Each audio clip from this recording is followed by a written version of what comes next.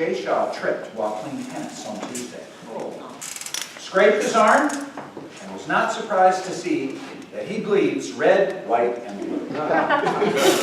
Jay Shaw loves this country, and in his final speech before he goes to India for 2 months, 2 weeks, he would like to discuss the topic of American unity. Please welcome Toastmaster Jay Shaw.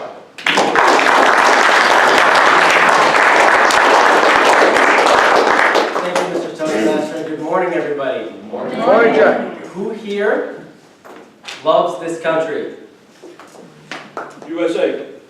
Who here served in the military for this country? Poor. Thank you. America. You are not very far off from people who did the same thing a few hundred years ago when the country started.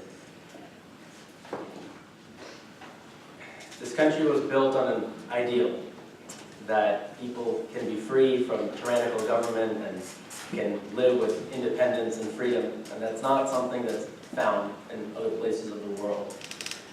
And people took up arms and died to fight for and support and protect that. And today we have a problem where there's a lack of unity because there's this extreme political divisiveness. There are machines in place with relation to politics, money, media, and so forth that serve to continue to divide people. And it breaks my heart. My parents came here a really long time ago, in the 70s, before many of us were born, before I was born.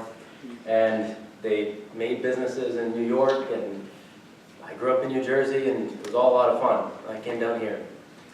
And unfortunately, the sort of camaraderie and good feelings that I grew up feeling, maybe I was naive, I don't know, but it's just worse now. It's hard to get together with people. It's pretty simple. If you're a Republican or Democrat, it's, people don't like getting along because when you have certain political views, a lot of times it's because of things about you, certain morals that you hold, and those morals generally conflict. And so the people generally are interested in different things. And if you were to go into Facebook's, if you can go into their servers and look at all their profiling, you could find probably they know all the demographics of who supports what and the opposite side.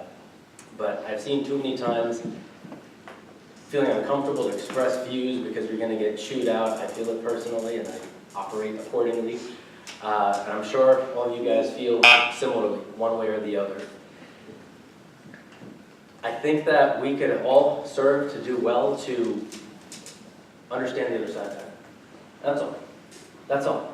And there's a lot there's a lot that can happen that goes deeper into that, but to just understand so that even though you have opposing sides, you don't need to hate each other and let the soul of the country crumble. When the country was started 242 years ago, there was vicious debate. There were Federalists, and then there was the anti-Federalists. You studied this, right? And they had completely different ideas. And they fought a lot, but they made it work. And here we are today. Sanjeev is here, an immigrant. Chris is here, an immigrant. I'm the child of immigrants. Stephen is an immigrant. And many of us came from immigrants a long time ago. It all worked at the end of the day because people were able to make it work. The way it looks now, even though there's not actually any pernicious threat, we're not at a civil war, there's no major war going on here, the wars we're in internationally they don't affect us at home at all. The problems aren't that bad, but people are freaking out because there are energies, very strong energies on both sides, which support their side strongly and hate the other. And that hatred part is the part that's the problem. I've seen changes.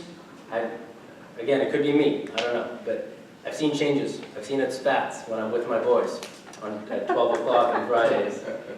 With my 26-year-old eyes, I've seen it when we have many Republicans and some Democrats at the table.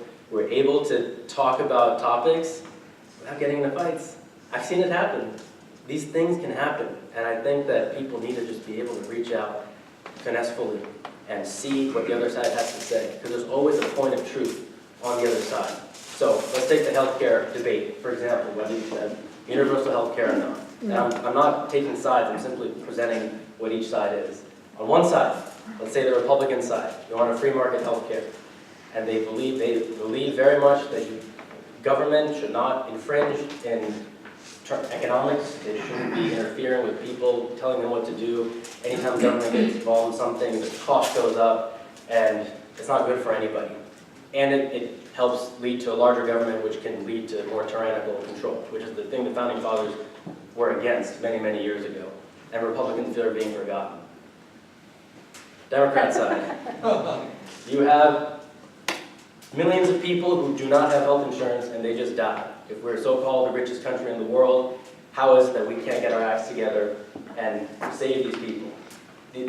We have billions, 10 of the 12 richest people are in this country.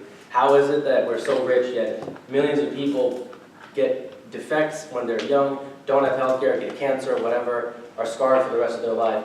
Wouldn't it be better if we could just get a universal health care system, take care of these people so they can live good lives, contribute to the economy, not get into crime because they don't have money, because they're disfigured, and so on and so on.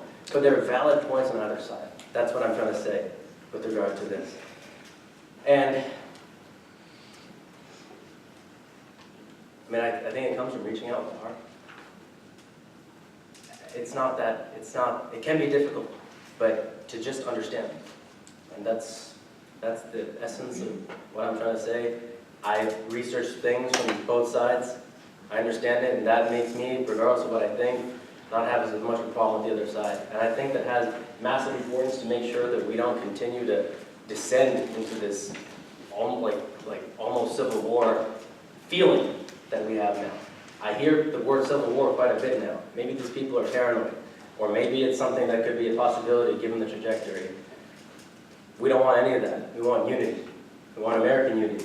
So the people who died many years ago, and the people in this room who served in the military, and the no people who have died, and the people, all of us here, can live in a much better country. And all it takes is just understanding the other side. And that's all I have to say. I'll be back the next 2 weeks, and then I'll be gone for a couple months, and I'll be back again in April. Thank you.